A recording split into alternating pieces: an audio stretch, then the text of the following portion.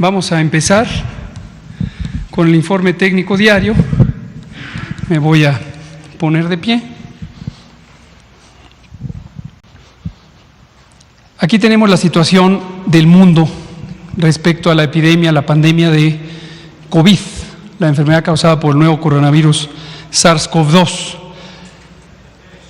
Destacamos aquí lo que hemos estado anunciando, cómo se distribuyen los casos, las personas enfermas de las últimas 24 horas en las distintas regiones del mundo. Europa va a la baja, lo cual es una buena noticia para Europa y también con consecuencias positivas para el mundo. La región de América va a la alza, en la medida en que son epidemias más recientes. Aproximadamente un mes después, los países de América, excepto Estados Unidos, entramos un mes después a la epidemia. La proporción, 3/4 partes de las personas han sido infectadas con el virus en los últimos 14 días. Esto quiere decir que son las personas que están activamente contribuyendo a la infección. La siguiente, por favor. En México hemos acumulado ya 2.143 casos desde el inicio de la epidemia, el 27 de febrero, y tenemos desafortunadamente ya 94 personas que han perdido la vida.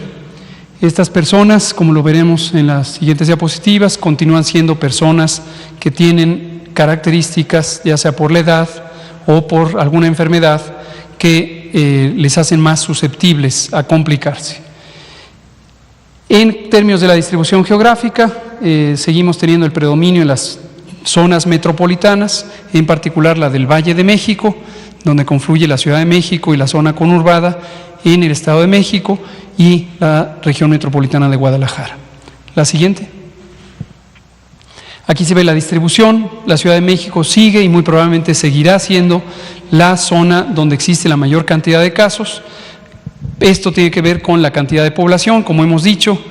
En la zona metropolitana del Valle de México está casi 1/4 parte de la población del país. La siguiente, cuando lo vemos con respecto a el tamaño de la población, es decir, los casos por cada 100,000 habitantes, que es la tasa de incidencia acumulada, vemos que la Ciudad de México tiene un claro predominio con 6.21 casos de enfermedad COVID por cada 100,000 habitantes. La siguiente. La distribución de edad es la esperada, donde tenemos un predominio de las personas adultas mayores, y ayer comentábamos sobre este contraste respecto a la región europea, en donde en la región europea claramente las personas adultas jóvenes tienen una frecuencia baja en los casos que se complican. En cambio, en México encontramos personas que se complican teniendo edades menos avanzadas, menos de 60 años. La siguiente, por favor.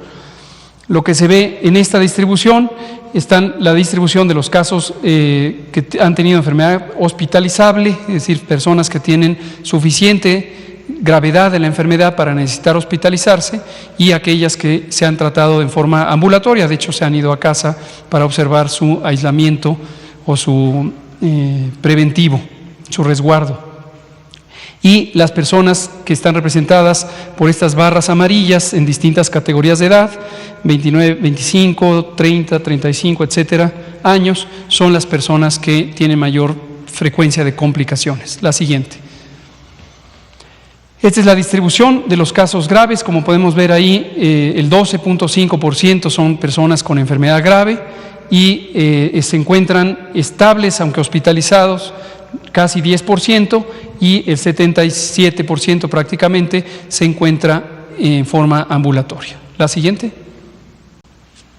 La edad, como dijimos hace un minuto, predomina en las personas que desafortunadamente han perdido la vida, se encuentra hacia la parte de edad avanzada, pero notoriamente con respecto a otros países tenemos adultos relativamente jóvenes, como estas personas de 40 a 44, 45 a 49, hasta los 59 años, que también muy triste y desafortunadamente perdieron la vida.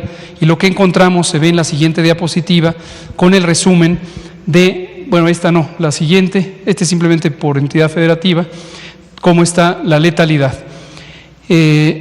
Lo que vemos, ahorita lo pongo en un minuto, es las características de las personas, cuáles son las enfermedades crónicas, que no han cambiado desde el inicio de la documentación de esto en México. Ahora veamos la letalidad. A diferencia de lo que se ve en el número de personas que han fallecido, en donde claramente donde hay más población, hay más personas enfermas de COVID, y donde hay más personas enfermas de COVID, hay un mayor número de personas que han perdido la vida. Entonces, para poder comparar realmente cómo está ocurriendo la enfermedad en las distintas entidades federativas, necesitamos esta medida que se llama letalidad.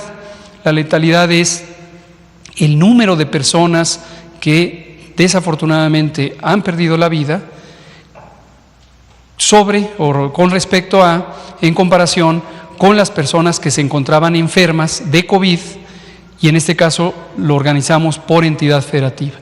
Quiero hacer notar algunos contrastes. Por ejemplo, la Ciudad de México, mientras que tiene la mayor cantidad de personas que han perdido la vida, no es la región donde existe la mayor letalidad. En cambio, algunos otros estados que están enunciados aquí sí encuentran las mayores letalidades, a pesar de que el número absoluto de personas que han perdido la vida es afortunadamente todavía muy pequeño. Estas cifras pueden ir cambiando a lo largo de las siguientes semanas, y no es raro que cuando hay pocos casos, la estimación, el cálculo de esta letalidad como una medida de la gravedad de la enfermedad varíe muchísimo, porque cuando son poquitos casos, con uno que aumente puede cambiar importantemente este índice. Entonces, todavía hay que estarlo observando por varias semanas antes de sacar conclusiones sobre el comportamiento de la enfermedad en las distintas entidades federativas. La siguiente, por favor. Cuando lo vemos por mortalidad, aquí me interesaría llamar su atención y la de la audiencia a la diferencia entre letalidad y mortalidad. Es un tecnicismo, pero creo que lo podemos comentar para que todo el mundo lo tenga presente, qué significa una cosa y qué significa la otra. Letalidad, como ya dije, es el número de personas que han fallecido por COVID divididas por el número de personas con COVID. Y es una medida que informa sobre la probabilidad, el riesgo, el peligro de morir por COVID en distintas situaciones, por ejemplo, en las distintas entidades federativas. En cambio, la otra medida, que es esta, que es mortalidad, habla de la probabilidad de que alguien que vive en el país o que vive en cada una de estas entidades federativas le dé COVID y resulte en muerte. Afortunadamente, y esto es lo que quiero enfatizar, sin ánimo alguno de disminuir el llamado sobre la enorme importancia que tiene esta pandemia, pero sí, para ponerlo en la justa dimensión, la probabilidad es considerablemente baja, y es esto, 0.074%, por 100,000 habitantes. Entonces, esto es importante para poner en justa dimensión la realidad de esta epidemia en este momento. Y aquí quiero avanzar una idea, que es la siguiente. En este momento, que aún estamos en la fase 2, donde tenemos ya una transmisión más acelerada que en la fase 1, pero todavía menos acelerada que lo que se avecina en la fase 3, la probabilidad, el riesgo, el peligro de contraer la enfermedad todavía es relativamente bajo. Y es importante señalar esto porque la inquietud es qué tan peligroso es en este momento infectarse de COVID. La respuesta es todavía es bajo, va a ser mucho más alto en la fase 3. Y una inquietud que algunas personas nos han expresado es, entonces, ¿por qué en este momento tomamos estas medidas de cerrar los espacios públicos, cerrar los trabajos, cerrar las escuelas? Les recuerdo, lo que estamos haciendo ahorita va a tener un efecto en algunas semanas próximas, donde vamos a tener la fase 3. Entonces, a veces la expectativa de las personas es, yo hago algo hoy para tener un resultado hoy. No es el caso con esta enfermedad. En este caso es, hoy tengo que actuar, y por eso decidimos desde el 23 de marzo iniciar la Jornada Nacional de Sana Distancia, que dura hasta el 30 de abril, porque lo que hagamos hoy, quedándonos en nuestra casa, saliendo lo mínimo indispensable, lo vamos a ver como resultados positivos en la fase 3, que viene en un par de semanas, aproximadamente. ¿Sí? Aproximadamente 2 o 3 semanas. Entonces, ahorita tenemos que mantener mucha disciplina, porque todavía no viene la fase más intensa de la enfermedad. Entonces, quedarnos hoy en la casa tiene el propósito de que mañana, cuando venga, bueno, no exactamente mañana, en 2 o 3 semanas, cuando tengamos una fase más intensa de transmisión, que va a ser la fase 3, tengamos menos contagios, tengamos menos personas enfermas, tengamos menos personas graves y que les podamos atender a todas. ¿Sí? La siguiente, por favor. Aquí está lo que decía, la lista de enfermedades o situaciones de salud que están relacionadas con los desenlaces fatales, con las muertes. Las personas que desafortunadamente perdieron la vida tenían una o más de estas situaciones: hipertensión, diabetes, obesidad, enfermedad pulmonar, enfermedad renal, etc.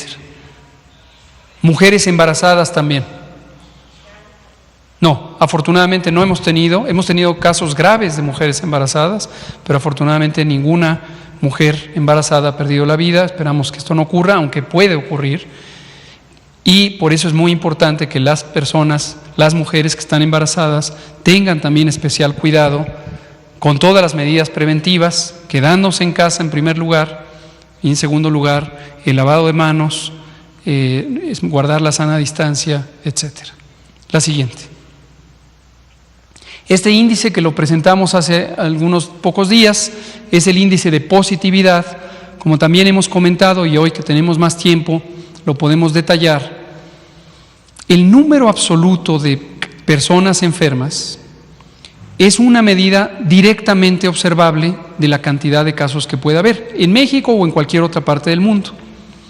Sabemos, por la manera en que funciona la vigilancia epidemiológica en México y en cualquier otra parte del mundo, que puede haber otras personas que no acudieron a consulta, tuvieron síntomas mínimos y ni siquiera se dieron cuenta que tenían la enfermedad, y entonces son contagios que no se pueden identificar. Esto lo hemos venido diciendo desde el principio, lo hemos dicho, de hecho, muchas otras veces antes respecto a otras enfermedades como la influenza. La vigilancia no está encaminada a hacer una estadística de todas y cada una de las personas enfermas, ni en México ni en ninguna parte del mundo. Esto a veces es difícil que se comprenda porque existe la expectativa de que todas y cada una de las personas se pueden identificar. No es posible. Esto ya hemos también explicado, que es semejante a los fenómenos masivos que ocurren en otros elementos de interés público como el medio ambiente, y hemos comparado con el monitoreo ambiental. Entonces, obviamente esto tiene una enorme trascendencia porque son vidas humanas de manera directa y son personas que pueden tener enfermedad. Una de las medidas muy útiles para saber si la enfermedad, la epidemia va aumentando y en qué velocidad va aumentando, es precisamente este porcentaje de positividad. ¿Qué quiere decir el porcentaje de positividad? De las personas que tienen los síntomas de COVID, fiebre, tos, dolor de garganta, dolor de cabeza, dolor muscular y otros síntomas como la pérdida del olfato que me preguntaban ayer en la noche, estas personas se les hace la prueba de laboratorio, utilizando la muestra que se le toma de los líquidos de la nariz y la garganta. La prueba se manda, la muestra se manda al laboratorio y puede dar un resultado positivo o un resultado negativo respecto al nuevo coronavirus, SARS-CoV-2. Pero en México tenemos una vigilancia más avanzada en la parte de los virus porque teníamos ya un sistema de vigilancia de influenza en donde evaluamos 14 virus. COVID o SARS-CoV-2 fue el número 14. Antes de esta epidemia analizábamos 13 virus. Y puede ser que la persona que resulta negativa al nuevo coronavirus resulte positiva a alguno de los otros virus. Por ejemplo, influenza, todavía sigue activa la transmisión de influenza, ya va en franco declive, pero todavía tenemos cerca de 25 a 30% de las personas con los mismos síntomas de COVID que no son causados por el SARS-CoV-2, por el nuevo coronavirus, sino son causados por el virus influenza, el de la temporada, que todavía sigue presente. Entonces, de cada 10 personas, ¿cuántas resultan positivas al nuevo coronavirus? En este momento es alrededor del 20%, es decir, casi 2 de cada 10 personas con los síntomas de COVID, resulta que la causa de esos síntomas es una infección por el nuevo coronavirus. Y como dije, hasta 30% es por el virus influenza. Y en otras situaciones es por los otros virus, y en otras situaciones es ningún virus de estos 14 y no se conoce la causa de los síntomas. Entonces, este porcentaje de positividad lo vamos a estar presentando, quizá no diario porque no varía tanto de día a día, pero periódicamente, y van a ver ustedes que va a aumentar el porcentaje, la proporción de personas que tengan infección por el nuevo coronavirus entre aquellas que tienen los síntomas característicos de COVID. Y va a ir disminuyendo el virus influenza. La siguiente. Lo podemos también identificar por entidad federativa, por estado, y aquí la utilidad de este índice tiene un valor adicional, y es ver la transmisión en el territorio. Y esto nos permite ver que algunas zonas, como la zona metropolitana del Valle de México, es una zona en donde está predominando el virus SARS-CoV-2, tanto en la parte de la Ciudad de México como en la parte de la zona conurbada del Estado de México. En cambio, si tomamos algún otro estado, por ejemplo Querétaro, vemos que todavía la proporción de de SARS-CoV-2 es muy pequeña, o Zacatecas es aún más pequeña. ¿Sí? Entonces, esto lo vamos a ir comentando para ir mostrando cómo el virus se puede propagar en forma de parches y no necesariamente es de un estado al otro, al otro, al otro. Tiene que ver con la movilidad de las personas entre las distintas regiones del país. La siguiente y casi última es la curva epidémica acumulada. La seguiremos presentando en comparación con otros países donde ha habido gran transmisión. Siempre recuerden ustedes que está cortada la curva porque nos interesa, llega hasta el máximo de 5,000 casos, porque nos interesa poner atención en esta parte en donde todavía se encuentra México apenas arriba de los 2,000 casos. Estos otros países están por arriba de los 180,000 o 200,000 casos en la situación de Italia, en la situación de Estados Unidos. ¿Sí? Entonces, la última es la misma curva epidémica, ya mostrando solamente la situación de México. En la curva roja se ve la velocidad de crecimiento con el número de casos de cada día que se van sumando y sumando. Esta curva también tiene una utilidad importante para ver cómo ha progresado la enfermedad, pero tiene límite porque no identifica los que ya se recuperaron. Conforme haya más casos que se recuperen, los informaremos. Ahorita no tiene caso porque es un número todavía muy pequeñito, pero conforme es apenas unos 40 o 50 casos, pero conforme se vayan acumulando casos recuperados, vamos a poder identificar en la gráfica cómo se van recuperando algunos, otros permanecen enfermos, otros aparecen enfermos. ¿Sí? Y en las barras en naranja se puede ver la curva epidémica, que son literalmente los casos que se van presentando cada día de esta enfermedad. Es la última. Muchas gracias.